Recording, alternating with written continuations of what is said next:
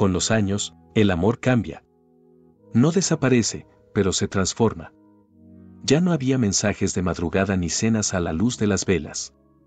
Hay listas de supermercado, tareas del colegio, cuentas por pagar. A veces la veía mientras tomaba café en silencio, con la mirada perdida en la ventana. Y me preguntaba en qué momento dejamos de hablar con el corazón. Los niños ya no son niños, el trabajo me consumía. Y en la casa, el silencio era costumbre. Pero aún así, seguimos juntos. No por costumbre, sino por una promesa que alguna vez nos hicimos. La de no rendirnos, aunque el amor ya no se sentía igual, y la culpa. No siempre fui el hombre que soy ahora. Cuando éramos jóvenes, cometí el peor error que un hombre puede cometer, traicionar a la persona que más lo ama. Fue una tontería, una aventura sin sentido, algo que me persiguió por años, y que casi me cuesta mi familia. Cuando ella lo descubrió, el mundo se me vino abajo.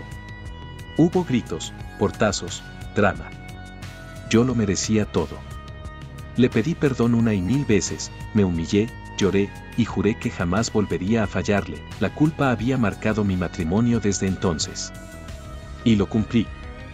Durante años, construimos algo nuevo sobre las ruinas de lo que yo mismo había destruido. Aprendí a ser transparente, a compartir mis miedos, mis fallos, mis días malos. Ella me volvió a mirar con amor. Y cuando por fin sentí que había recuperado su confianza, supe que ya no era el mismo. Me prometí ser un hombre digno de su perdón, un esposo presente, un padre ejemplar. Y lo fui. Por eso, cuando el tiempo me hizo sospechar que ahora era yo el traicionado, el golpe fue tan duro que apenas podía respirar. No era solo el dolor de la traición, era el eco de mis propios pecados volviendo a visitarme. Aunque me equivoqué, creí haber enmendado mi error. Juré cambiar, y lo hice. Desde entonces me dediqué a mi familia, a mi esposa, a reconstruir lo que había destruido. Pensé que el tiempo había cerrado las heridas, que ella me había perdonado de verdad. Pero me equivoqué. Lo que yo no sabía era que su silencio no era paz, sino estrategia. Mientras yo trataba de ser un mejor hombre, ella cocinaba su venganza con calma, con años de frialdad y una precisión que solo da el resentimiento. Vivíamos en la rutina, compartiendo el mismo techo, la misma mesa, la misma cama. Pero ya no el mismo amor. Yo no lo noté. Nadie lo habría notado, era un día más de rutina. Llegué a casa a la misma hora de siempre, con la misma calma de quien cree tenerlo todo bajo control. Pero apenas crucé la puerta, algo cambió. Escuché ruidos, gemidos, susurros entrecortados. Venían de nuestra habitación. Caminé despacio, sin entender, sin querer entender. Y entonces la vi. Mi esposa. La mujer con la que había compartido 15 años de mi vida, desnuda, entrelazada con un muchacho de poco más de 20. En ese instante el mundo se detuvo. No supe qué hacer, ni qué sentir. Ella me miró directamente a los ojos, sin miedo, sin culpa, como si hubiera esperado ese momento durante años. Me conocía demasiado bien. Y sabía exactamente cómo iba a reaccionar. La rabia me explotó sin aviso. No pensé, no calculé, algo viejo y primitivo tomó el control. Me lancé hacia el muchacho como una ola que no se puede contener. Le solté un puñetazo en la cara, otro, y luego lo agarré por la camisa y lo empujé con todas mis fuerzas. Cayó despacio, tambaleando, y cuando intentó levantarse lo volví a empujar con la punta del pie hasta la puerta, como si con cada patada pudiera escupir también todo el dolor acumulado. Lo saqué de la casa casi a empellones, él gritaba, la gente del pasillo se asomaba, pero yo no escuchaba nada más que el latido áspero en mis oídos. Lo vi caer desnudo en el umbral, con los ojos de sorpresa y miedo. No tuve clemencia, las manos me temblaban y lanzaba lo primero que encontraba, un jarrón, cuadros, uno tras otro. Hasta que el salón quedó hecho trizas. Los cristales crujieron bajo mis pies y el aire se llenó de polvo y de mi propia respiración agitada. Ella me miraba. No había arrepentimiento en su cara. Solo esa sonrisa fría que me quemaba por dentro, como una acusación calcada con paciencia durante años. Parecía alimentarse del desastre, provocándome con su calma. En un momento entendí que ya no había vuelta atrás, mi propia violencia, la suya como plan calculado, la casa rota, todo era una imagen que ningún perdón podría recomponer. Cuando la adrenalina aflojó, me quedé en medio del desastre, jadeando, con las manos ensangrentadas de rasguños y polvo. El ruido volvió a mí, pasos, voces, un teléfono que no dejaba de sonar. Sentí algo más profundo que la rabia, un vértigo frío en el pecho, la certeza de que había cruzado una línea irreparable. No recuerdo cómo salí de la casa. Caminé sin rumbo, con el ruido del portazo retumbando en mi cabeza.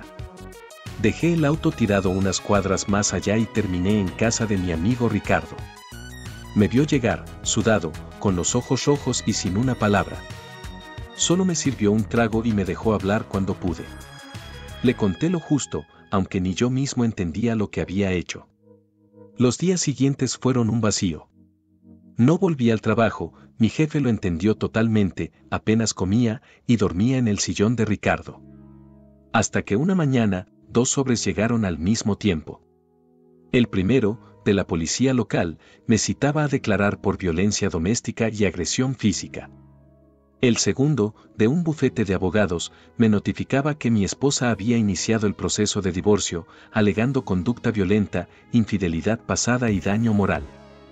Leí las palabras una y otra vez, sin poder creer que esa historia, mi matrimonio, mi hogar, mis años, se redujera ahora a párrafos sellados con timbres y firmas. Todo lo que había sido amor, rutina, culpa y redención, ahora era solo un expediente. Nunca imaginé que llegaría a ver el mundo desde el otro lado de unas rejas. Me arrestaron esa misma noche. Ella lo había planeado todo.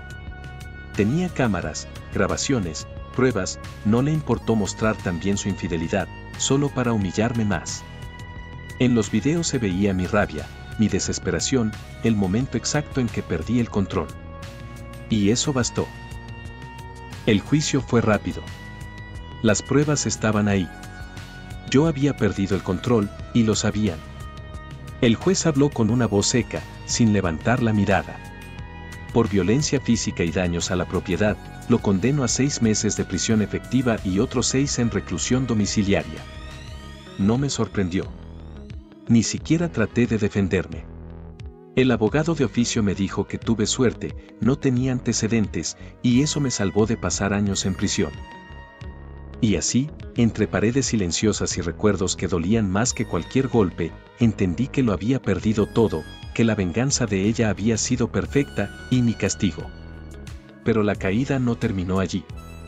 El video de aquella noche se filtró en redes sociales. Se volvió viral. Mi rostro, mi rabia, mi vergüenza, todo se hizo público. Mi empresa, aquella a la que le había entregado años de esfuerzo, me despidió para cuidar su imagen. Cuando llegó el juicio de divorcio, apenas me quedaban fuerzas para pelear.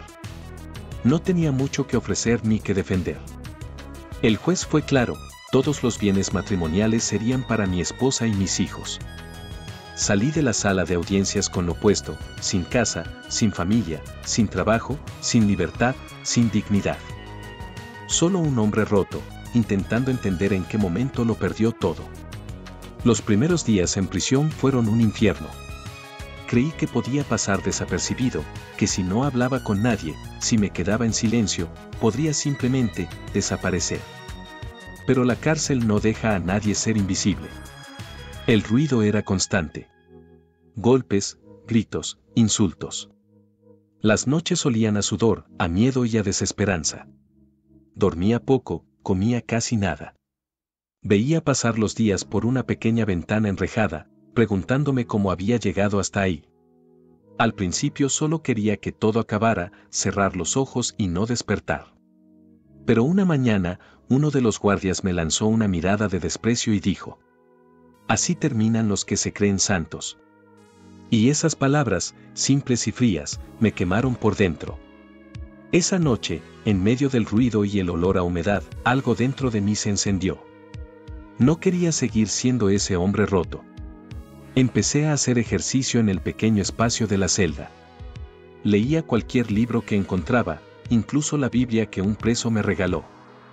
De a poco, comprendí que la cárcel no solo me había quitado la libertad, también me había obligado a mirar dentro de mí. No tenía fuerzas para pelear por nada afuera, pero ahí dentro, comencé a pelear por mí. Por el hombre que alguna vez fui, y por el que aún podía llegar a ser. Cuando salí, no tenía lugar a donde ir. Fui directo donde mi mejor amigo, el único que no me dio la espalda. Cumplir la condena allí fue extraño, una mezcla entre libertad y castigo. Pero lo peor, sin duda, fue no ver a mis hijos. Ni siquiera una llamada. Solo el silencio, ese que te arranca pedazos por dentro. Hasta que un día cualquiera, el timbre sonó. Abrí la puerta, y no lo podía creer. Era él. El muchacho. El mismo por el que había perdido todo. Estaba nervioso, con la mirada baja. Me dijo que no venía a buscar problemas, que solo quería hablar. Y en sus ojos, por primera vez, no vi soberbia, vi culpa. Me contó cómo perdió su trabajo, cómo sus amigos le dieron la espalda al saberse todo. Dijo que nunca supo que ella era casada. Que fue ella quien lo buscó, quien lo sedujo, quien lo llevó a mi casa. Y que aquella grabación, esa maldita grabación, también lo había destruido a él. Por un instante no supe qué sentir. Rabia, compasión, tristeza, todo se mezcló. Ese muchacho era, en parte, el reflejo de lo que yo había sido, un hombre que creyó tener el control y terminó siendo usado. No le dije mucho, solo asentí. Cuando se fue, cerré la puerta y respiré hondo. Después de todo, él había sido la chispa que incendió mi vida. Pero los días pasaron, y empezó a visitarme cada tanto. A veces solo se sentaba en silencio, otras me pedía consejos. Y poco a poco, sin darme cuenta, se convirtió en mi amigo. Era curioso, brillante, con una mente rápida. Me hablaba de ideas, de proyectos, de cosas que yo ni entendía. Un día me dijo que quería abrir un canal en YouTube. No tenía equipo, ni plata, ni experiencia. Solo ganas. Y yo, que ya no tenía nada que perder, decidí ayudarlo. Con un viejo computador que mi amigo había dejado olvidado, empezamos. Él editaba, yo observaba. No entendía mucho de lo que hacía, pero lo admiraba. A veces grababa videos raros, sin rumbo. Hasta que una noche, todo cambió. Hizo un en vivo. Estaba solo, frente a la cámara, con apenas 3 espectadores. Yo pasé por detrás y me invitó a quedarme. Y así, sin planearlo, comencé a hablar. Fue natural, como una charla entre amigos. Él, su entusiasmo. Yo, mis cicatrices. Y de pronto, algo increíble ocurrió. La gente comenzó a entrar, a comentar, a quedarse. Y luego alguien escribió: ustedes son los del video. Los del escándalo. Nos quedamos mudos. No sabíamos si reír o cerrar la transmisión. Pero seguimos hablando. Sin máscaras, sin vergüenza, sin rabia. Solo la verdad. Contamos nuestra historia. Y lo que alguna vez fue una vergüenza pública, se convirtió en una lección compartida. El público no nos juzgó. Nos escuchó. Y él en vivo explotó. Miles de personas se unieron, unos por morbo, otros por empatía, la mayoría por curiosidad. Desde ese momento, solo éramos 3 amigos hablando. Nada más. Sin guión, sin pretensiones, solo sinceridad frente a las cámaras. No sabía que eso podía ser un negocio, ni me importaba. Lo hacía porque me hacía bien, porque me sentía libre al sacar todo lo que llevaba dentro. Hablar de mis errores, de mi dolor, de todo lo que había perdido. Me ayudaba a entender que, a pesar de todo, seguía vivo. Un día, el muchacho llegó con una caja grande de cartón. La puso sobre la mesa, sonriendo, como si escondiera un secreto. Cuando la abrí, no lo podía creer. Una cámara profesional, micrófonos, luces y un computador nuevo. ¿De dónde salió todo esto?, le pregunté. Él se rió y me dijo: del canal. El canal paga, viejo, esto es gracias a la gente que nos escucha.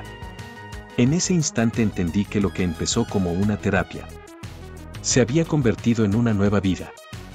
Ya había cumplido mi condena, trabajaba en un pequeño café cerca de casa. Pero ahora tenía algo más. Un propósito. Algo que valía más que cualquier empresa, cualquier reputación o cualquier pasado. Ese canal, esas charlas, esa amistad. Eran mi nueva forma de redención. Era una bola de nieve que crecía más allá de lo que algún día imaginamos. De repente, personas famosas, artistas e incluso gente influyente nos contactaban para participar en nuestras charlas. El canal se había vuelto algo grande, algo que escapaba de nuestras manos. Y un día, mi hijo mayor apareció. Hacía años que no sabía nada de él. El juez me había prohibido el contacto, pero aún así decidió buscarme. Me habló de cómo su madre, mucho antes de aquella infidelidad, había sembrado en ellos una imagen oscura de mí. De cómo manipuló todo para que me odiaran.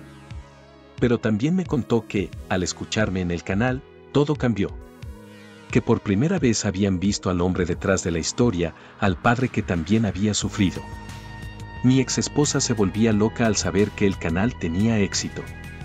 Y que su nombre, aunque nunca lo mencioné, se había convertido en una sombra constante en nuestras charlas. Ese día abracé a mi hijo y entendí que la vida, con todo su dolor, me había devuelto lo más importante: mi verdad y mi familia. Tiempo después, ella me buscó. Quería hablar, decía. Decía que la gente la señalaba, que su nombre estaba manchado por culpa mía. La miré, y por primera vez, no sentí rabia. Solo compasión. Le dije, no te preocupes, nadie habla de ti, solo de lo que hicimos con lo que nos pasó. Tú elegiste destruir, yo elegí reconstruirme. No dijo nada más. Solo bajó la mirada. Y entendí que ese era el verdadero final. Hoy, no siento rencor. A veces la vida te arranca lo que amas para enseñarte quién eres sin eso. Y cuando aprendes a levantarte solo, la soledad deja de ser castigo. Y se convierte en libertad. Gracias por escuchar mi historia. Si tú también estás pasando por un momento difícil, recuerda. No hay caída tan dura que no pueda empujarte hacia tu mejor versión. Cada historia deja una marca, y esta no es la excepción. Si te hizo sentir algo, dale like, comenta, suscríbete y comparte tu historia. Porque a veces, contarla, también sana.